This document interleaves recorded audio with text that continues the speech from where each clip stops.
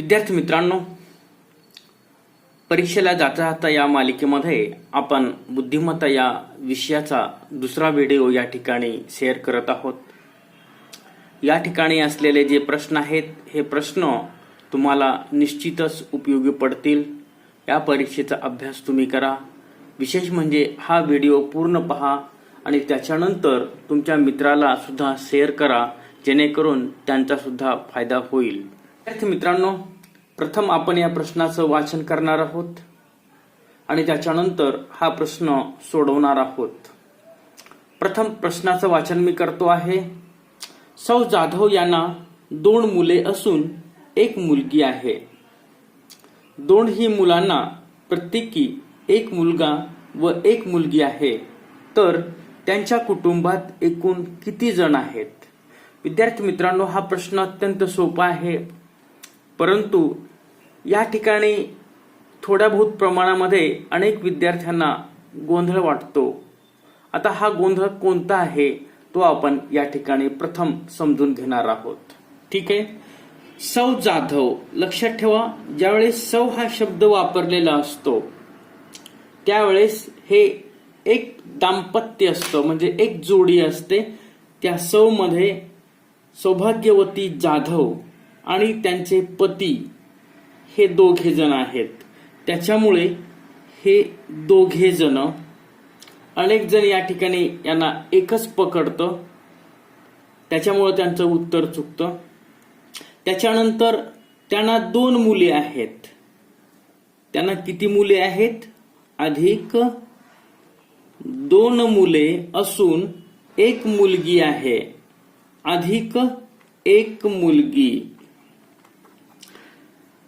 दोन्ही मुलाला प्रत्येकी 1 मुलगा आणि 1 मुलगी आहे. याचा अर्थ दोन्ही मुलं विवाहित आहेत. त्याच्यामुळं त्या दोघांच्या 2 पत्न्या आपल्याला या ठिकाणी लिहाव्या लागतील आणि प्रत्येकाला 1 मुलगा व 1 मुलगी आहे. म्हणजे हे एकूण किती जण झाले? 4 जण झालेले आहेत. एकाला 1 मुलगा 1 मुलगी हे दोघे आणि दुसऱ्याला सुद्धा 1 मुलगा 1 मुलगी हे दोघे. त्याचबरोबर या ठिकाणी आणखीन एक गोष्ट आपल्याला उल्लेख करावी लागते. या ठिकाणी त्यांना 1 मुलगी आहे, परंतु मुलीचा विवाह झाला अशा पद्धतीचा उल्लेख या ठिकाणी करण्यात आलेला नाही. त्याच्यामुळं ही मुलगी आपण या प्रश्नामध्ये धरलेली आहे. ठीक आहे. तर आता त्यांच्या कुटुंबामध्ये एकूण किती जण आहेत ते मोजूयात. 2 अधिक 2 अधिक 1 अधिक 2 अधिक 4. 2 आणि 2 4 आणि 1 5. 5 आणि 2 7. 7 आणि 4 11. तर त्यांच्या कुटुंबामध्ये एकूण 11 व्यक्ती आहेत किंवा 11 जण आहेत. पुढील प्रश्न आपण पाहत आहोत. एका रांगेत प्रत्येक मुलीच्या मागे 5 स्त्रिया उभ्या आहेत. त्या रांगेत 10 मुली उभ्या असतील तर त्या रांगेत एकूण किती जण आहेत? एकूण किती जण आहेत याचा अर्थ आपल्याला स्त्रिया आणि मुलींची एकत्रित संख्या हवी आहे. विद्यार्थी मित्रांनो, प्रथम आपण थोडक्यामध्ये मांडणी करणार आहोत. एका रांगेमध्ये प्रत्येक मुलीच्या मागे 5 स्त्रिया आहेत. या ठिकाणी ही मुलगी आहे आणि या मुलीच्या मागे एकूण स्त्रियांची संख्या किती आहे? 5 स्त्रिया आहेत. ठीक आहे. त्या रांगेमध्ये एकूण 10 मुली उभ्या असतील तर त्या रांगेमध्ये एकूण किती जण आहेत असा प्रश्न आहे.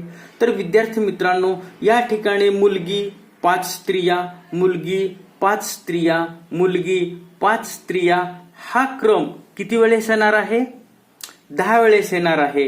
कारण एका मुलीच्या मागे 5 स्त्रिया आहेत, म्हणजे प्रथम मुलगी आहे आणि त्या मुलीच्या मागे 5 स्त्रिया आहेत. ठीक आहे. म्हणजे या शेवटच्या ठिकाणी सुद्धा किंवा शेवटच्या भागामध्ये सुद्धा 1 मुलगी आणि 5 स्त्रिया या निश्चित असणार आहेत. म्हणजे एकूण मुली किती आहेत पहा. प्रथम आपण मुलींची संख्या काढूयात. मुलींची संख्या बरोबर किती? 10 आहे. ठीक आहे. आणि या एका मुलीच्या मागे 5 स्त्रिया आहेत. म्हणजे आता आपण एकूण स्त्रियांची संख्या काढणार आहोत.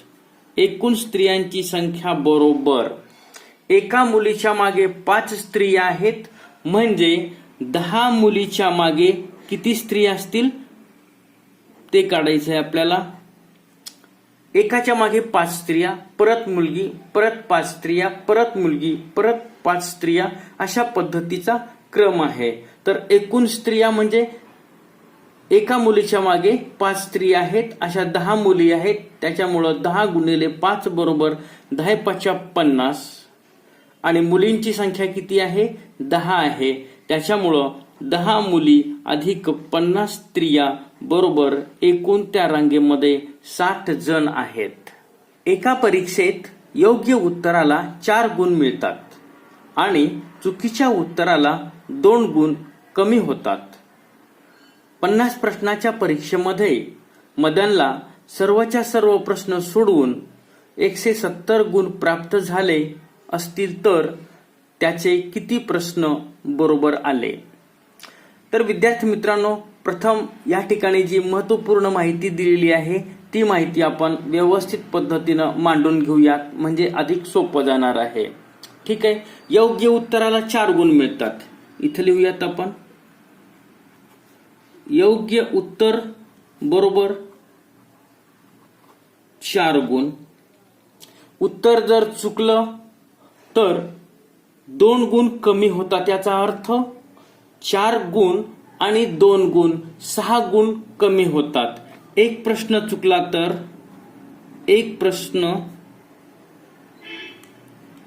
चुकला तर मिळणारे गुण 4 आणि त्याला शिक्षा म्हणून 2 गुण कमी होतात. अधिक 2 बरोबर एक प्रश्न चुकला तर 6 गुण कमी होतात. हा नियम तुम्हाला लक्षात आला असेल. ठीक आहे. तर या ठिकाणी मदननी काय केलेलं आहे? 50 प्रश्नाच्या या परीक्षेमध्ये सर्वच्या सर्व प्रश्न त्यांनी सोडवलेला आहे. ठीक आहे. म्हणजे जर त्याचे सर्वच्या सर्व प्रश्न बरोबर असले असते तर, जर सर्वच प्रश्न बरोबर असते तर पडणारे गुण किती आहेत? बरोबर 50 गुणिले 4 बरोबर 200. जर त्याचे 50 पैकी 50 प्रश्न बरोबर आले असते तर त्याला एकूण 200 गुण प्राप्त झाले असते. परंतु त्याला फक्त 170 गुण मिळालेले आहेत. म्हणजे त्याचे गुण किती कपात झाले किंवा किती कटले? कपात गुण बरोबर किती? 200 वजा 170 बरोबर 0 मधून 0 काढून टाका, 0 राहिलं. 10 मधून 7 काढून टाका, 3. आणि इथं 1 मधून 1 काढून टाका, 0. तर अशा पद्धतीनं मदनचे कपात गुण आहेत 30. ठीक आहे. आता या ठिकाणी आपल्याला कळालं असेल की 30 गुण कपात आहेत. म्हणजे या 30 गुणाला आपल्याला 6 भागावं लागेल. आता या ठिकाणी 6 का भागलं? तर विद्यार्थी मित्रांनो, त्याचे एकूण काही प्रश्न चुकलेले आहेत. हे मदनचे काही प्रश्न चुकलेले आहेत. किती प्रश्न चुकलेले आहेत हे काढण्यासाठी आपल्याला 6 भागावं लागेल. आता या ठिकाणी आपण 6च का भागत आहोत? तर विद्यार्थी मित्रांनो, एक प्रश्न चुकला तर त्याचे 6 गुण कपात होतात. ठीक आहे. म्हणून आपण या संख्येला 6 भागत आहोत. 6 1 6 आणि 6 5 30. तर मदनचे 5 प्रश्न चुकलेले आहेत. लक्षात ठेवा, मदनचे 5 प्रश्न चुकले. आपल्याला काय विचारलेलं आहे? चुकलेले प्रश्न विचारलेले आहे का? तर विद्यार्थी मित्रांनो, विचारलेलं आहे. तर त्याचे किती प्रश्न बरोबर आले? तर मदनचे किती प्रश्न बरोबर आले? एकूण 5 प्रश्न चुकले, एकूण 50 प्रश्नाची परीक्षा आहे. 50 वजा 5 बरोबर किती? 50 मधून जर 5 काढून टाकलं तर 45 शिल्लक राहिलं, तर एकूण त्याचे 45 प्रश्न बरोबर आहेत. म्हणजे या प्रश्नाचं उत्तर किती आहे? 45 एवढं आहे. खालील आकृतीत त्रिकोणाची संख्या किती? आता या ठिकाणी एकाला जोडून दुसरा त्रिकोण दिलेला आहे. ज्या वेळेस अशा पद्धतीचा प्रश्न परीक्षेमध्ये पडतो, अशा वेळेस एक अत्यंत महत्वपूर्ण बाब आपल्याला लक्षात ठेवली पाहिजेत. ती म्हणजे आता आपण या त्रिकोणाला एक विशिष्ट अशा पद्धतीच्या संख्या देणार आहोत. आता या ठिकाणी आपल्याला हे त्रिकोण मोजत बसण्याची आवश्यकता नाही. विशिष्ट ट्रिकचा वापर करून आपण या प्रश्नाचं उत्तर सोडवणार आहोत. विद्यार्थी मित्रांनो, आता या ठिकाणापासून हा एक त्रिकोण आहे आणि या ठिकाणापासून इकडचा हा दुसरा त्रिकोण आहे. अशा पद्धतीनं हे दोन मुख्य त्रिकोण आहेत.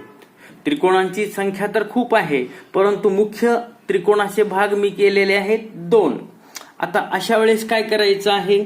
या आकृतीला आपण जर पहिली आकृती मानली तर ही आपल्याला दुसरी आकृती मानायची आहे. याला जर पहिली मानली तर याला दुसरी आकृती मानायचं आहे. आता आपण याला क्रमांक देणार आहोत. 1, 2, 3 याला आपण क्रमांक दिले. त्याच्यानंतर ज्या वेळेस अशा पद्धतीची आकृती असते, अशा वेळेस काय करायचं आहे? पुन्हा आपल्याला या आकृतीला 1 क्रमांक द्यायचा नाही. याला आपल्याला क्रमांक द्यायचा आहे 2, 3, 4 आणि 5. अशा पद्धतीनं आपण याचे क्रमांक दिलेले आहेत. आपण आता या सर्व दिलेल्या अंकाची बेरीज करणार आहोत. म्हणजे बेरीज करत असताना तुम्ही कशाही पद्धतीने बेरीज करू शकता. 1, 2, 3, 1 अधिक 2 अधिक 3 अधिक 2 अधिक 3 अधिक 4 अधिक 5 हे अंक आपण अशा पद्धतीने मांडलेले आहेत आणि त्याची आपण आता बेरीज करत आहोत. 1 आणि 2 3, 3 आणि 3 6, 6 आणि 2 8, 8 आणि 3 11, 11 आणि 4 15, 15 आणि 5 20. तर या आकृतीमध्ये एकूण त्रिकोणाची जी संख्या आहे ती आहे 20. खालील आकृतीत त्रिकोणाची संख्या किती?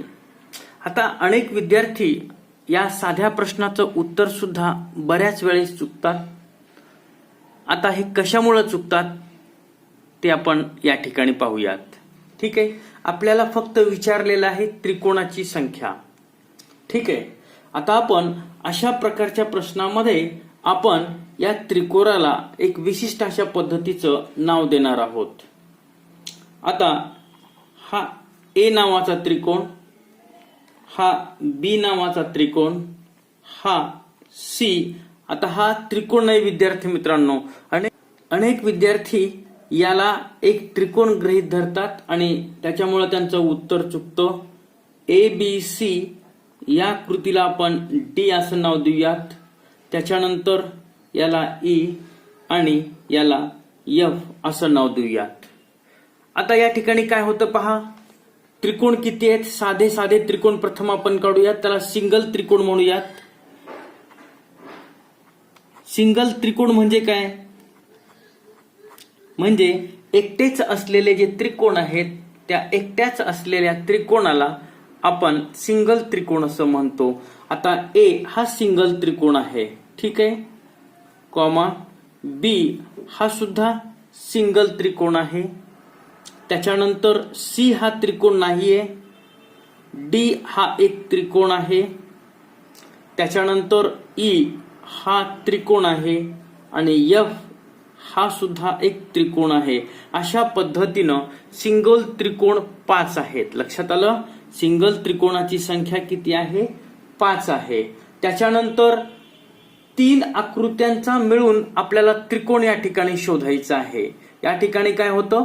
तीन आकृत्या एकत्र आल्यानंतर त्रिकोण तयार होतात, दोन आकृत्या एकत्र आल्यानंतर या ठिकाणचे त्रिकोण तयार होत नाहीत. ठीक आहे, तर या ठिकाणी लिहूयात आपण तीन आकृत्या एकत्र आल्यानंतरचे त्रिकोण. ठीक आहे, तर विद्यार्थी मित्रांनो आपण ए पासून सुरुवात करूयात म्हणजे अधिक सोपं जातं. ए सी आणि ई, ए सी ई हा पहा त्रिकोण तयार झाला का? ए सी ई कॉमा द्या. हा ए म्हणजे इथून चालू केलं, इथं सी ला आलो आणि अशा पद्धतीनं हा एक त्रिकोण तयार झाला ए सी ई. त्याच्यानंतर आपण बी ला घेऊयात. बी हा भाग, सी आणि ई, बी सी ई म्हणजे अशा पद्धतीचा हा त्रिकोण तयार झालेला आहे. त्याच्यानंतर पुढचा त्रिकोण आपण घेत आहोत D C F. D C आणि एफ म्हणजे हा त्रिकोण डी सी एफ कॉमा द्या. त्याच्यानंतर B C F, B C आणि एफ म्हणजे हा त्रिकोण तयार झातो बी सी एफ. आणि ए सी डी पहा, ए सी डी अशा पद्धतीनं हा एक त्रिकोण ए सी डी. अशा पद्धतीनं इथं पण तीन त्रिकोणाचे मिळून 5 त्रिकोण. तर हे 5 आणि हे 5 या आकृतीमध्ये त्रिकोणांची जी संख्या आहे ही संख्या 10 एवढी आहे. खालीलपैकी कोणत्या वेन आकृतीमध्ये दूध, कॉफी, पेये यांचे एकमेकाशी संबंध योग्य रीतीने दाखवलेले आहेत? आता या ठिकाणी घेतलेले जे भाग आहेत हे आहेत दूध, कॉफी आणि पेय. पेय म्हणजे पिले जाणारे किंवा पिण्यायोग्य अशा पद्धतीचा वापर आपण करावयाचा आहे. म्हणजे पिण्यायोग्य पदार्थ कोणते आहेत? दूध आणि कॉफी या ठिकाणी दिलेले आहेत. म्हणजे या ठिकाणी एकूण 3 आकृत्यांचा एक पर्याय दिलेला आहे. आता आपल्याला माहिती आहे पेय हा काय आहे? पेय पिण्याजोगे. ठीक आहे, तर पिण्याजोगं काय काय आहे? दूध आहे आणि पिण्याजोगं काय आहे? कॉफी आहे. तर ज्यावेळेस अशा पद्धतीचा प्रश्न पडतो त्यावेळेस या प्रश्नाचं उत्तर आपण सहज पद्धतीनं देऊ शकतो. पेय म्हणजे हा एक मोठा घटक आहे. हा काय आहे? हा एक मोठा घटक. आणि दूध हे सुद्धा कसं आहे? द्रव्य पदार्थ आहे. आणि कॉफी हे सुद्धा द्रव्य पदार्थ आहेत. म्हणजे पेय या घटकामध्ये दोन्ही द्रव्य पदार्थ असल्यामुळं आकृती क्रमांक 4 हे या प्रश्नाचं उत्तर आहे. विद्यार्थी मित्रांनो, या बाहेरच्या वर्तुळाला आपण पेय मानायचं. ठीक आहे, त्याच्यानंतर एका वर्तुळाला आपण दूध मानायचं आणि दुसऱ्या वर्तुळाला आपण काय म्हणायचंय? कॉफी मानायचं आहे. अशा पद्धतीनं ही आकृती या प्रश्नासाठी योग्य ठरते.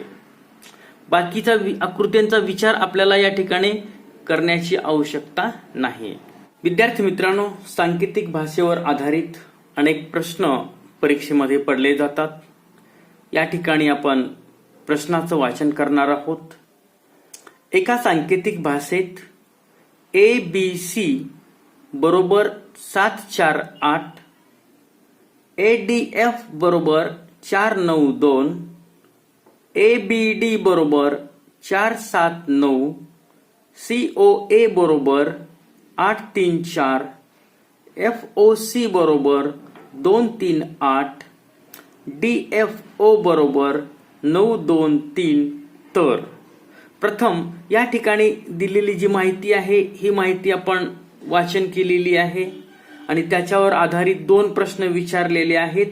पहिला प्रश्न आहे BOA यासाठी कोणते अंक वापराल आणि दुसरा प्रश्न आहे DCB यासाठी कोणते अंक वापराल.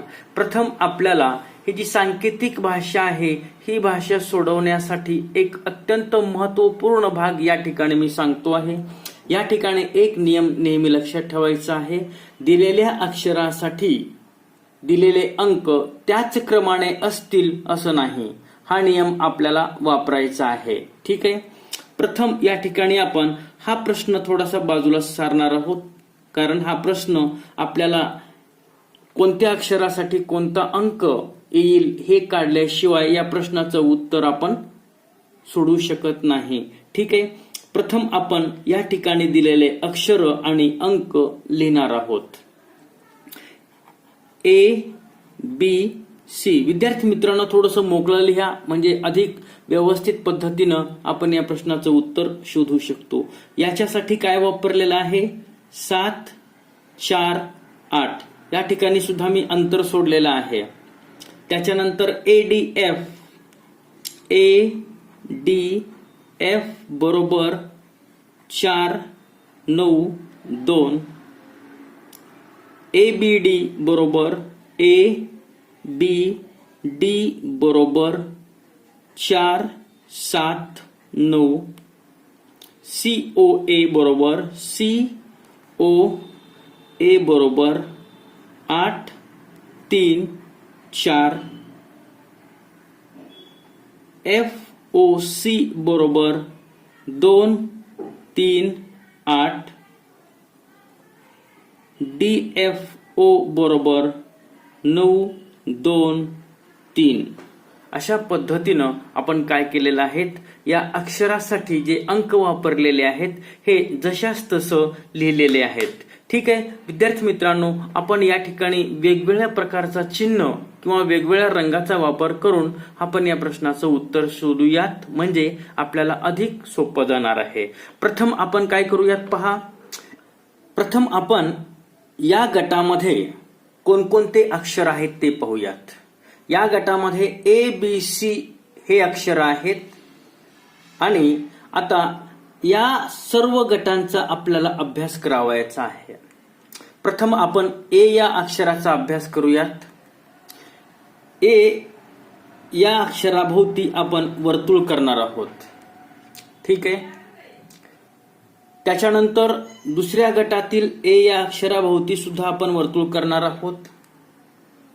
तिसऱ्या गटामध्ये सुद्धा A आहे, त्याच्यामुळं यालाही आपण वर्तुळ केलं. या गटामध्ये A आहे, त्याच्यामुळं यालाही आपण वर्तुळ केलं.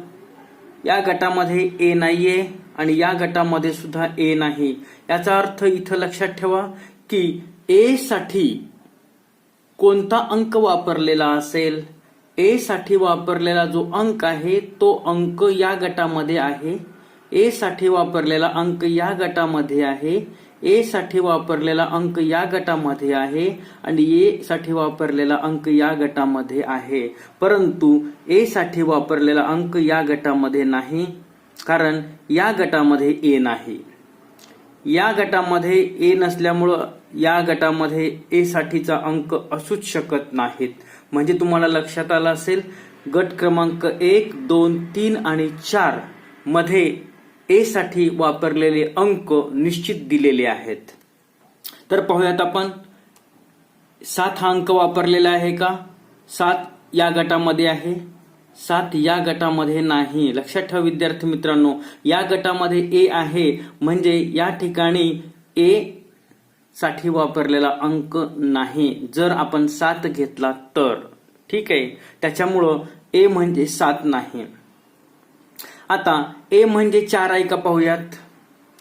इथं 4 आहे पहिल्या गटामध्ये, दुसऱ्या गटामध्ये पण 4 आहे, तिसऱ्या गटामध्ये 4 आहे आणि चौथ्या गटामध्ये 4 आहे. म्हणजे या ठिकाणी A साठी निश्चित 4 वापरलेला आहे. ठीक आहे. आता आपण वर्तुळ केलं आणि या 4 ला सुद्धा वर्तुळ केलेलं आहे. ठीक आहे. आता आपण A च्या नंतर दुसरा अंक वापरणार आहोत B. आता बी कोणकोणत्या गटामध्ये आहे ते पाहूया. त्याला एक विशिष्ट चिन्ह द्या. ज्या पद्धतीने आपण याला वर्तुळ केलं त्याला आपण दुसरं विशिष्ट चिन्ह देऊ शकतो. समजा आपण याला अधोरेखित केलं बी, ज्या ज्या ठिकाणी बी आहे त्याला अधोरेखित करा. इथं बी आहे, 2 गटामध्ये बी आहे, म्हणजे या 2 गटामध्ये म्हणजेच गट क्रमांक 1 आणि गट क्रमांक 3 मध्येच ते अंक असायला हवे आहेत. दुसऱ्या गटामध्ये बी साठी वापरलेले अंक असूच शकत नाहीत.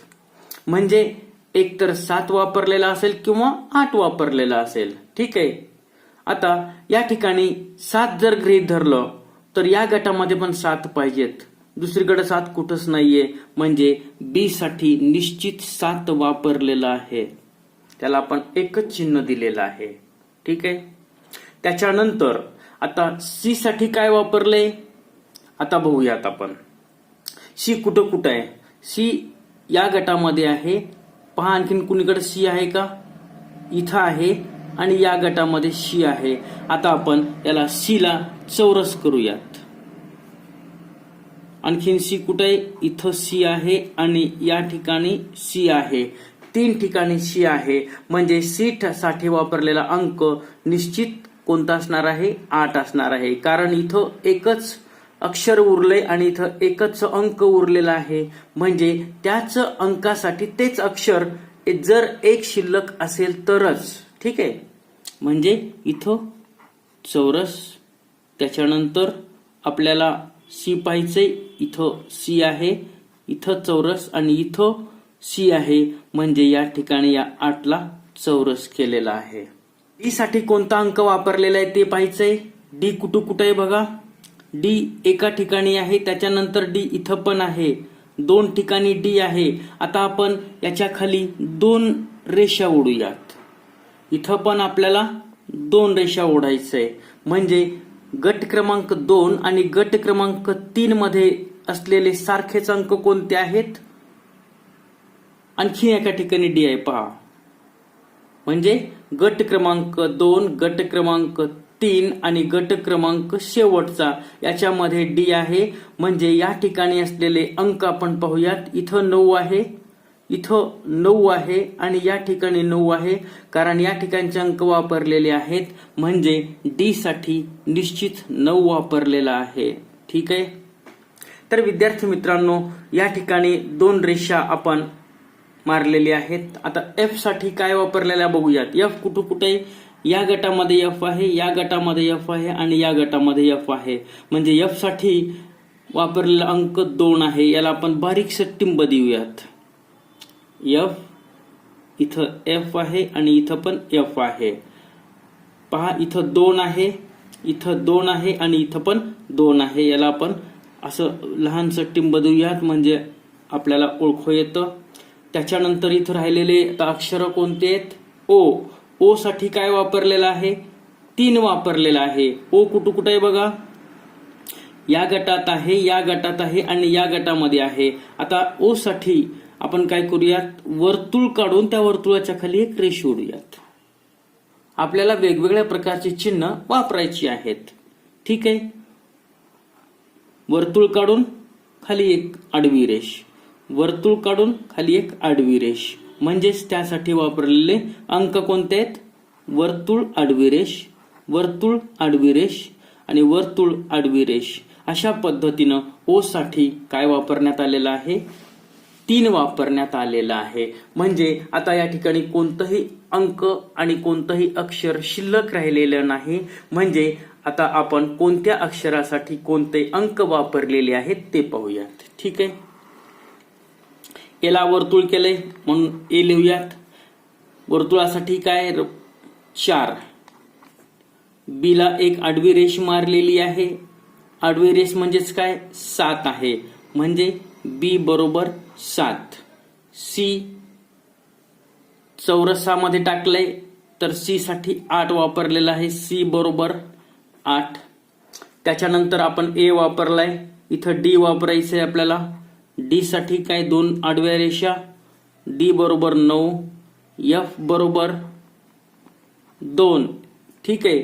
ए वापरलं, बी वापरलं, डी वापरलं. सी आपण वापरलंय, ओ इथं आतापर्यंत आलेला नाही म्हणून ओ बरोबर ओ साठी काय आहे 3 आहे. ठीक आहे.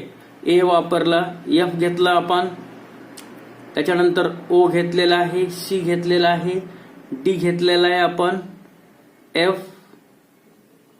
ओ. आता सर्वच्या सर्व अंक आणि सर्वच्या सर्व अक्षरे या ठिकाणी झालेली आहेत. तर आता याच्यावर आधारित पहिला प्रश्न आपल्याला सोडवता येतो. विद्यार्थी मित्रांनो, या प्रश्नाचं उत्तर आपल्याला खूप लवकरात लवकर सापडतं, परंतु या ठिकाणी शिकवण्यासाठी लागणारा वेळ हा जास्त असतो, त्याच्यामुळं एवढा वेळ या ठिकाणी लागत असतो. ठीक आहे. परंतु तुम्ही सरावानं हा प्रश्न खूप लवकर सोडवू शकतो. बी साठी काय वापरले पहा, BOA बरोबर, बी कुठे इथं आहे, बी साठी 7 वापरलंय, ओ साठी काय वापरलेलं आहे 3 वापरलेला आहे आणि ए साठी काय वापरले 4 वापरलेला आहे. तर या प्रश्नाचं उत्तर काय आहे, BOA बरोबर 734 हे आहे. ठीक आहे, किंवा 734 हे आहे. आणि याच्यावर आधारित दुसरा प्रश्न या ठिकाणी आहे, DCB बरोबर काय, DCB बरोबर काय. डी साठी वापरलेला आहे 9, सी साठी वापरलेला आहे 8 आणि बी साठी वापरलेला आहे 7. तर DCB यासाठी 9, 8, 7 हे अंक क्रमानं वापरलेली आहेत. एका सांकेतिक भाषेत 13 ही संख्या 338 अशी लिहितात. या ठिकाणी आपण 13 लिहूयात. 13 ही संख्या 338 अशा पद्धतीनं लिहिली जाते. तर 17 ही संख्या कशा पद्धतीने लिहाल अशा पद्धतीचा प्रश्न आहे. तर विद्यार्थी मित्रांनो, या ठिकाणी 13चा वर्ग केलेला आहे. 13चा वर्ग किती आहे 169 आणि 169 अधिक 169 याची बेरीज केलेली आहे.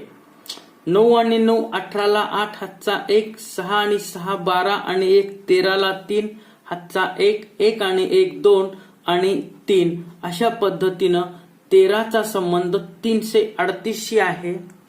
तशाच पद्धतीनं आपल्याला 17चा वर्ग काढावा लागतो. 17चा वर्ग आपल्याला पाठांतरच असला पाहिजे. 17चा वर्ग आहे 289. तर या 289 मध्ये आपणास 289 ही संख्या मिळवायची आहे. बेरीज करूयात आपण. 9 आणि 9 18ला 8 हातचा 1, 8 आणि 8 16 हातचा 1 17, 17ला 7 हातचा 1, 2 आणि हे 2 4 हातचा 1 5 अशा पद्धतीनं या प्रश्नाचं उत्तर किती आहे 578 एवढं आहे. नेहमीप्रमाणे टोल देणाऱ्या घडीमध्ये सकाळी 8:40 ते 1:45 एकूण किती टोल पडतील अशा पद्धतीचा प्रश्न आहे.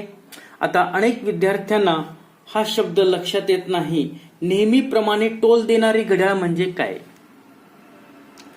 पहा विद्यार्थी मित्रांनो, नेहमीप्रमाणे टोल देणारे घड्याळ याचा अर्थ प्रत्येक अर्धा तास झाला किती एक टोल देते आणि जेवढे वाजले तेवढे टोल देते. उदाहरणासाठी 9 वाजले असतील तर 9 टोल पडतात, 10 वाजले असतील तर 10 टोल पडतात, 2 वाजले असतील तर 2 टोल, 5 वाजले असतील तर 5 टोल आणि प्रत्येक अर्ध्या तासाला 1 टोल पडतो. आता प्रत्येक अर्धा तास म्हणजे काय 12:30, 1:30, 2:30, 3:30, 4:30, 5:30 ज्यावेळेस अर्धा तास होतो अशा वेळेस 1 टोल पडतो. अशा पद्धतीनं टोल देणाऱ्या या घड्याळीमध्ये सकाळी 8:40 पासून 1:45 एकूण किती ठोके पडतील किंवा किती टोल पडतील अशा पद्धतीचा प्रश्न आहे. तर विद्यार्थी मित्रांनो, या ठिकाणी 8:40 झालेली आहेत. म्हणजे याच्या पूर्वीचा टोल हा 8:30 वाजता पडलेला होता. आता त्याच्यानंतर जो टोल पडणार आहे हा टोल 9 वाजता पडणार आहे. आणि 9 वाजता 9 टोल पडतात. ठीक आहे, 9 वाजता 9 टोल पडले अधिक 9च्या नंतर अर्ध्या तासाने 9:30 वाजतात. 9:30 वाजता 1 टोल पडतो म्हणून 1 लिहा. त्याच्यानंतर 10 वाजता 10 टोल पडतील. 10च्या नंतर 10:30 वाजतील. 10:30 वाजता 1 टोल. 10:30च्या नंतर 11 वाजतील. 11 वाजता 11 टोल पडतील अधिक 11:30 वाजतील. 11:30 वाजता 1 टोल पडेल. आता 12 वाजतील. 12 वाजता 12 टोल पडतील. त्याच्यानंतर 12:30 वाजतील. 12:30 वाजता 1 टोल पडेल. 12:30 नंतर 1 वाजेल म्हणजे 1 वाजता 1 टोल पडेल. 1च्या नंतर 1:30 वाजेल. 1:30 वाजता सुद्धा 1 टोल पडेल.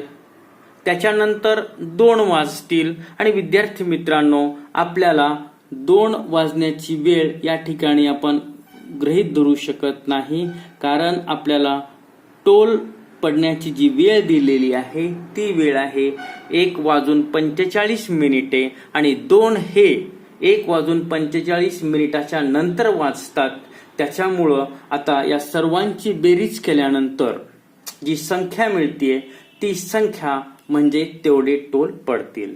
ठीक आहे, पहा 9 आणि 1 10, 10 आणि 10 20, 20 आणि 1 21, 21 आणि 11 32, 33, 33, 34, 35, 36, 36 आणि 12, 36 मध्ये 12 मिळवायचे 48.